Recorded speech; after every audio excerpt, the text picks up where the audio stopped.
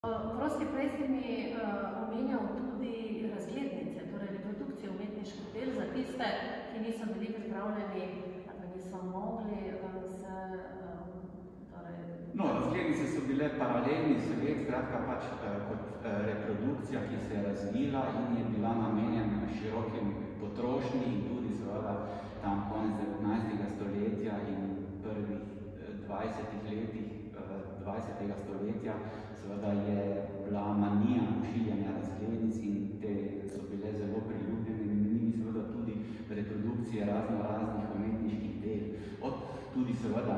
avangardnih stvari, ki so se prodajale v velikih mestih, Dunaju, Münchnu, govorimo o secesiji na Dunaju, Versakrom, zelo znam, do seveda tudi čist navadnih tak, bi rekel, kičkart in